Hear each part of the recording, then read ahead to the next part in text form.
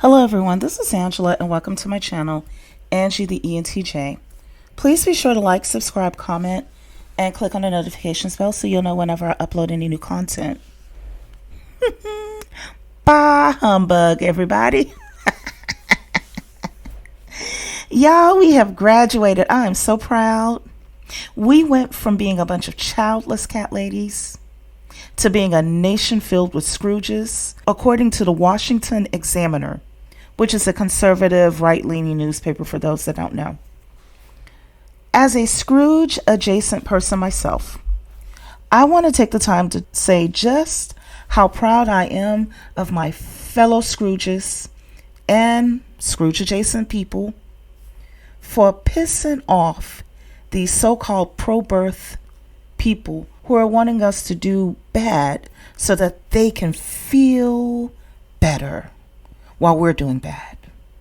And it's backfiring. I am so delighted to see that their plans are backfiring. You see, I am a proud Scrooge adjacent. And the reason why I'm saying that is because I'm married and I want to have children. However, listen, make no mistake about it now. I was living as a legit and full-fledged Scrooge for about a good 2 years before I met my husband. So I got my Scrooge cred, y'all. I got my Scrooge cred. See, they are mad because they didn't think that people could simply choose to not have sex when they took away those abortion rights. If they really cared about the people, then there would be universal social safety nets that our tax dollars could very easily pay for. We pay taxes, yes, but instead of them returning to us in the form of universal benefits, they are being diverted to the business sector in the form of tax breaks for billionaires. And if that's not asinine enough, they are taking the advice of the billionaires over those of us who collectively put in a subsidy of over $2 trillion a year of unpaid labor into the U.S. economy. In other words, Elon Musk is worth about $500 billion. And yes, that's impressive for one individual to have access to so much wealth. However, the collective of women and our unpaid labor is worth over $2 trillion each and every year, more than 4 times his total wealth in just 1 year. It took Elon 12 years to get to where he's at, 12 and 13. For us, we're putting in $2 trillion a year. So over the period of 12 years, we would actually be worth over $24 trillion, more than that. But I'm just trying to give you a visual here. So, and on top of that, it is because of our efforts that he was afforded the opportunity to open a business here in the U.S. and to know that it would be stable and safe in this environment. He doesn't have to worry about overnight, us being a Syria or a Lebanon or something like that. So, but that's another topic for another time. Anyway, back to what I was saying about us Scrooges over here. I just want you to know that I am so very proud of you Ebonitas and you Ebenezers. And there are a few of you Ebenezers that tune in as well, a few gentlemen. So all of you Scrooges make me proud, so keep up the good work. Now, let me read to you what Adam Carrington wrote about us Scrooges on the Washington Examiner. And without further ado, I will read you this article titled, A Nation of Childless Scrooges, of course by Mr. Adam Carrington. And oh, by the way, it was written on Christmas Eve, December 24th, 2024 at 6 o'clock a.m. Wow. So he starts off by saying, we live in a generation filled with Ebenezer Scrooges, the leading character of Charles Dickens' classic, A Christmas Carol. See, I already have to correct Adam here. with a bit of diversity, equity, and inclusion. Because in all fairness, there are Ebonitas and Ebenezer Scrooges as well. You know, we ladies are representing in the Scrooge category. So Adam goes on to say that people usually hurl comparisons to Scrooge against those holding a disposition towards greed and stinginess. Ebenezer, before his Reformation, thought only of money, whether that be how to earn it more or to save it better. I mean, personally, I don't see anything wrong with that.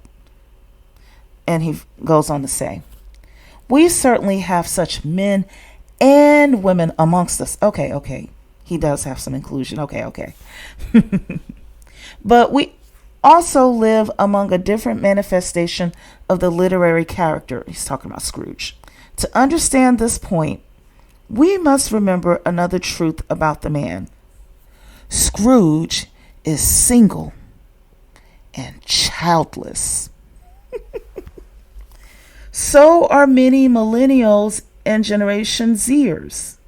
We have heard much over the last years about a birth dearth, or in other words, the birth rate decline.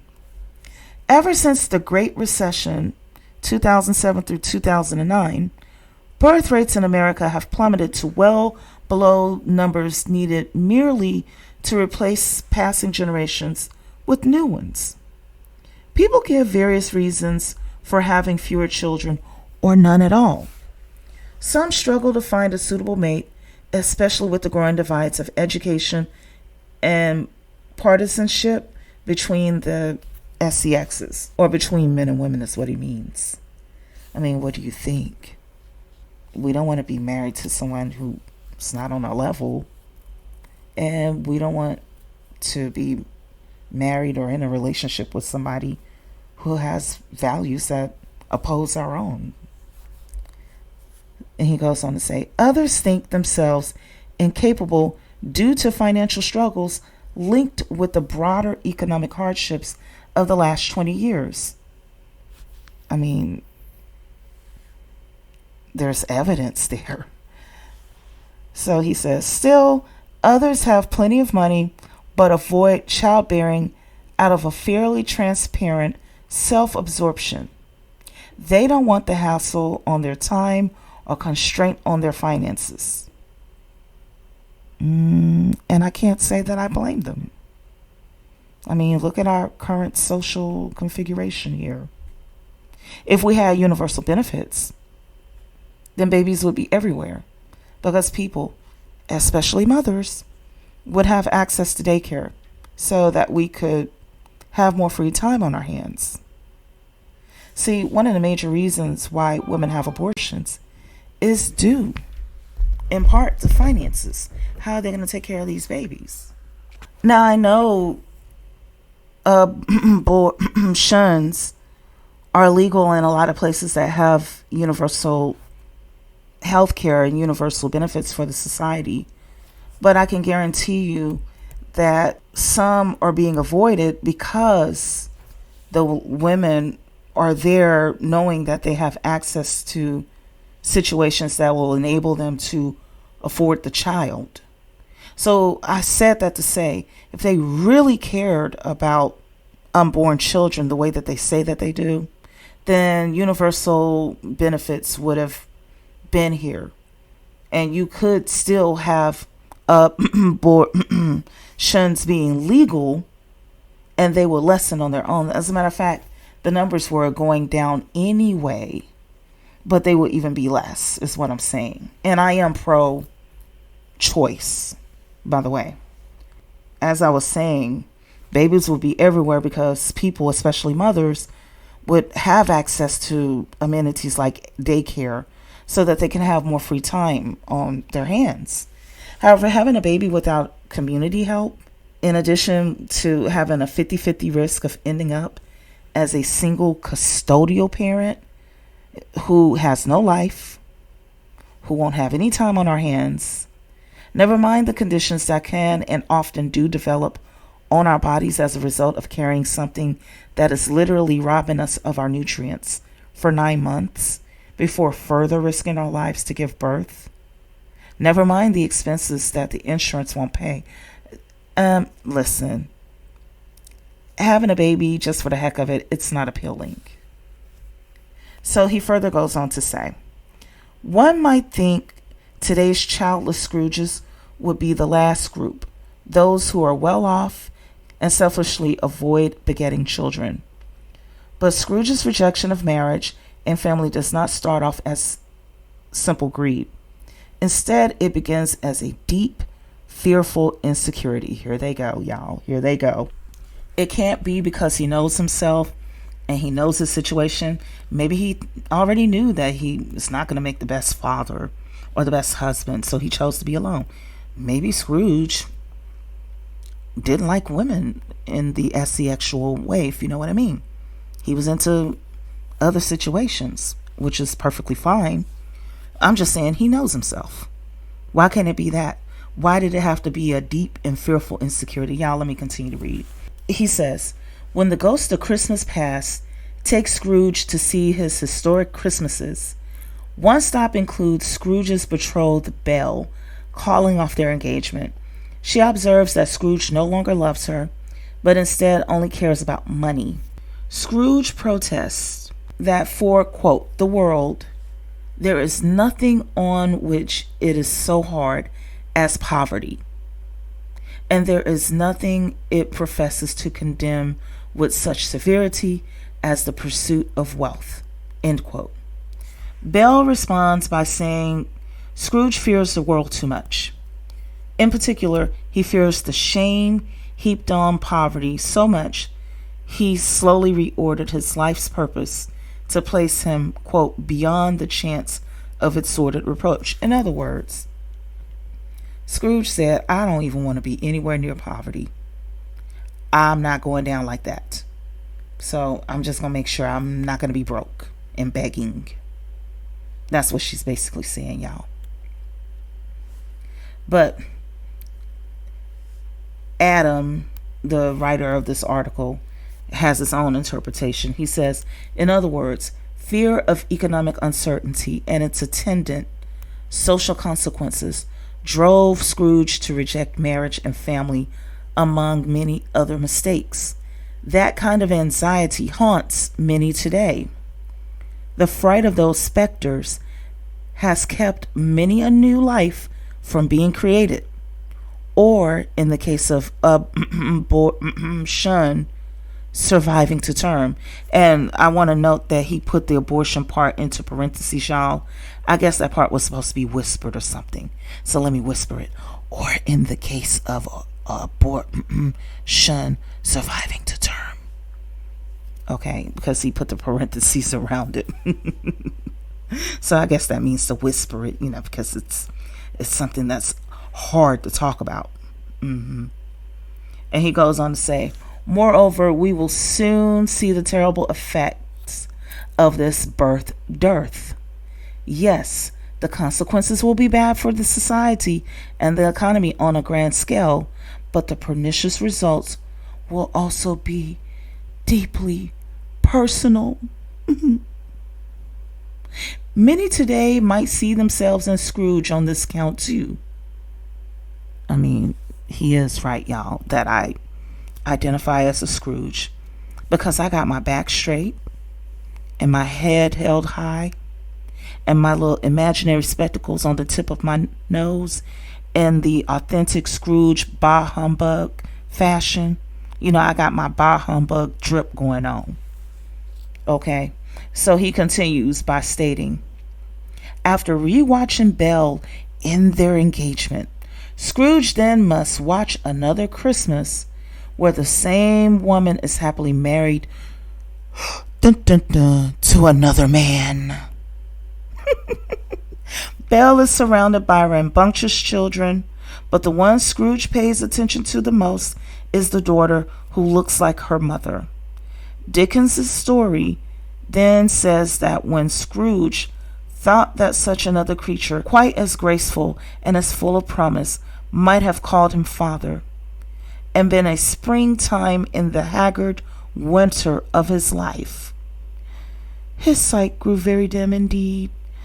Now, I don't know what Adam meant by that, especially when this newspaper is siding with people like Matt Gaetz, who was just exposed for possibly violating Florida's statutory R to the A to the P to the E, rhymes with grape law, for having relations with a 17-year-old. See, given the nature of people like the president-elect and Adam siding with him, I don't know if he was trying to say that Scrooge was wishing that the little girl was his daughter. I hope that's what he meant by that. Or if it's something more on the Matt Gaetz level, allegedly, y'all, allegedly. It does seem like he's trying to guilt trip us about not creating children or something. So he goes on to say, that sad future, that of Scrooge looking on to other families while not having his own. So he's saying that sad future awaits many if choices made now continue. For some, it's already too late. The little scare tactic here. Never mind surrogacy, never mind adoption. That's all they know how to do. This is the only tool in their box to be oppressive, to use scare tactics, and to be abusive. So let me go on and continue to read. He says, moreover, the pain and regret can extend beyond these individuals. We have stories of parents, for an example, they're lamenting that their childless children will never give them grandkids. Another guilt trip. The so-called pro-natalist policies have an important part to play in fighting the declining birth rate. But something much deeper must take place as well. Okay, so he's rallying the forces here, y'all. It should be a shaking of people's souls. One fit for a Dickens novel must occur. People must stop letting fear keep them from taking the risk of having children. They should take that leap, not just for the good of the country, but for their own good as well. Otherwise, here we go, scaring again. He did the rallying cry. Now we're going back to scaring. Otherwise, we might wake up one Christmas day alone to a nation of old Scrooges, haunted by ghosts of past Christmases. Okay, y'all. That's the end of this article. And so where I picked this article up was on a site where people left comments. And let me tell you, all of the Scrooges united in the comments section, and I will read a handful of them to you. I changed and blurred out the names for the sake of their privacy. So the first comment comes from Lady A, and she says, a society that wants women to have more kids but shames them for having them, or not having them, or not raising them right, or not disciplining them enough, or disciplining them too much, not teaching them enough, etc., doesn't get to cry when women decide to tell it to go burn. And her comment received 33 likes. Gentleman B responds to Lady A, and I'll read his comment, and I'm going to have to translate it as I read it. And it says, who's this society who cares for other thunk? I think what he meant by that is, who is the society that cares for what other people think? That's what I'm guessing that he meant. He goes on to say, if you're worried about everything the other people think or say to you, that you have a heck of a life.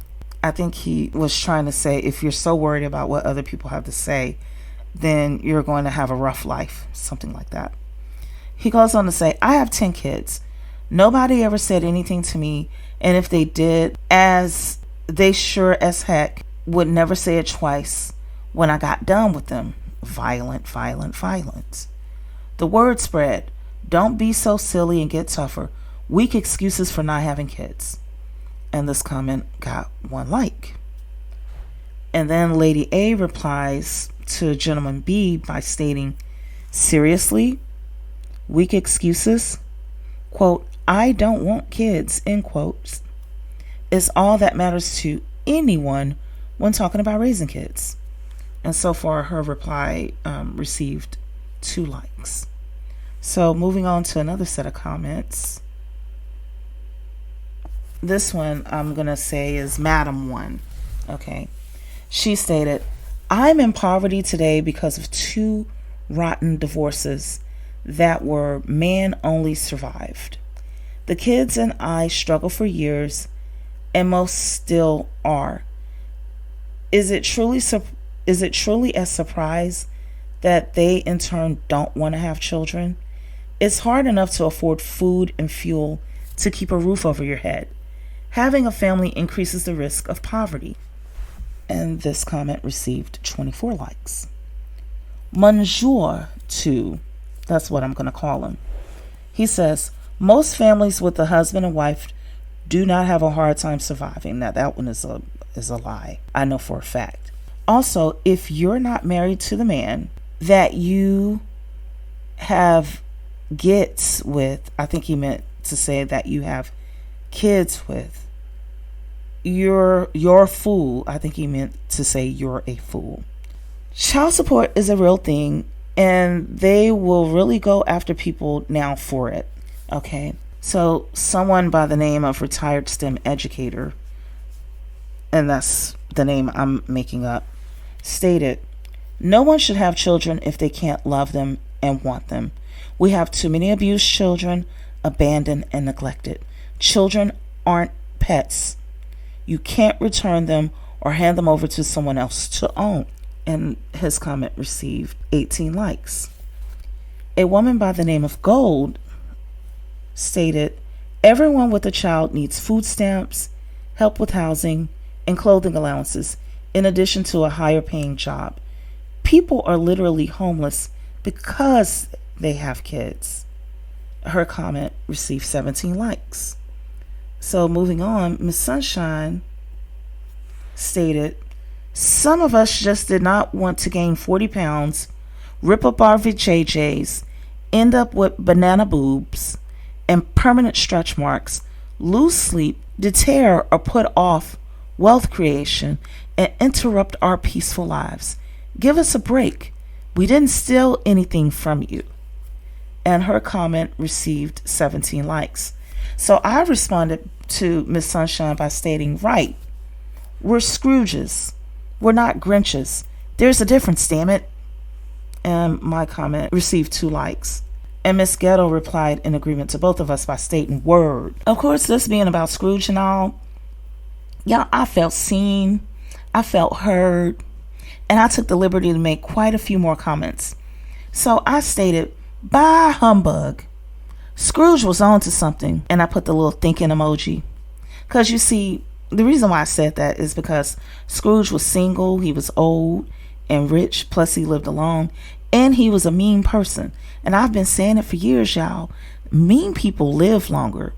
Being mean is one of the keys to longevity. So that's why I said Scrooge might have been on to something. So further down, someone who I will call the evangelical stated, okay, quick pause for the cause. When I put out the evangelical, I'm really pointing out people who hide behind religion, who use religion in order to hide how abusive they are. I'm not attempting to target people who are sincerely devout followers of their faith and who quietly and privately seek to understand the Creator on their own terms. So this is for the abusers, not for those who are sincere. So further down, someone who I will call the evangelical stated, it usually boils down to selfishness and lack of natural affection, or they will try to replace having children with fur babies. And the evangelical put the throw up emoji at the end of it. And the comment only received 1 like. So Miss Ghetto responded to the evangelical by stating, it's time to shut down having children. Too many people, not enough resources, plus less religious people. And her comment received 5 likes. See, the Scrooges were representing. So evangelical responded to Miss Ghetto by quoting Psalm chapter 127 verses 3 through 5 from the Bible, which states, "Lo, children are a heritage unto the Lord, and the fruit of the womb is his reward. As arrows are in the quiver of a mighty man, so are children of the youth. Happy is the man that hath his quiver full of them. They shall not be ashamed, but they shall speak with the enemies in the gate."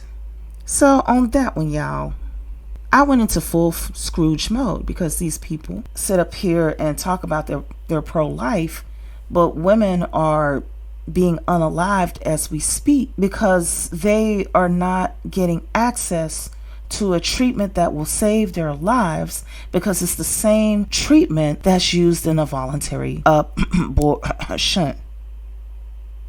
So I went into full Scrooge mode, and I responded to the evangelical by stating, "Shouldn't you be somewhere humping another evangelical and making babies? Come on, chop chop." So far, my comment received 3 likes. And then the evangelical responded to me by stating, "And what makes you think I'm not?" Then another person came on and said, "Not," to the evangelical, followed by LOL. And I responded by stating, "It's obvious that you're not getting busy enough. If you evangelicals were humping one another more consistently, then there wouldn't be a birth rate decline. Plus, you're too busy over here typing about us being Scrooges instead of humping your way into a solution. We, the United Coalition of Scrooges, are doing just fine without y'all's noses in our business." So that's where we're at so far. I told the evangelicals that they need to get the humping and leave the rest of us alone. So, and on top of that, there were quite a few more comments on this news article, most of them citing the obvious: the high cost of living, the high time demand without community resources to assist, and the lower quality of life that bringing children into the current state of the U.S. society will require for most people in order for us to have children, for those of us that want them. The reality is that it does take a village to raise a child. It is unsafe for children to go outside to play without having to worry about them either being kidnapped or ran over by a vehicle or worse. It's also very unsafe for women. Heck, a woman can't even ride the subway without worrying about being lit on fire, like what happened recently in New York City. And then there's domestic violence, which disproportionately affects women as well as their children. So I say bah-humbug with a big smile on my face. They have had decades to get things right for all Americans, but a lot of the so-called conservatives had a hard time seeing women and minorities in places and spaces that they felt were exclusively suitable for people of a certain gender and hue, if you catch what I mean. So they may have harmed us with who they voted for. We're going to feel it with the tariffs. But for the first time in a very long time, they are starting to feel the very harm they had intended for the rest of us. So we're going to feel the fallout from it, that's for sure. But hey, what better way than for the rest of us to kick it for the next 4 years while being financially stable enough, growing old, and living our best lives as much as we can in comfort, while they suffer beneath the same heavy yoke they intended for us to carry. So bah-humbug, they don't have to worry about us Scrooges. What they need to worry about is the Grinches. The Grinches are the thieves. So the Grinches are about to start stealing their stuff. We Scrooges, we got our own issue. We over here minding our business. So bah-humbug, and y'all better look out for them Grinches. And that's all I have to say for now. Please be sure to like, subscribe, comment, and click on the notifications bell so that you'll know whenever I upload any new content. Take care until next time.